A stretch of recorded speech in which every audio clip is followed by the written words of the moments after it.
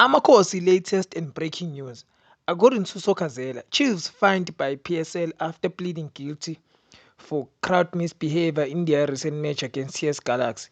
Communication manager Vina Maposa further explained that earlier this morning, Kaizer Chiefs Football Club appeared before the PSL DC to answer two charges of misconduct relating to the missile throwing incidents, otherwise known as a spectator misbehavior in the fixture against CS Galaxy.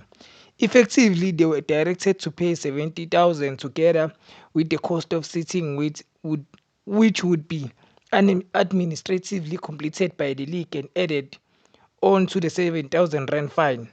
Pule has been encouraged to keep working on improving on his game to help Chiefs even further in the upcoming matches.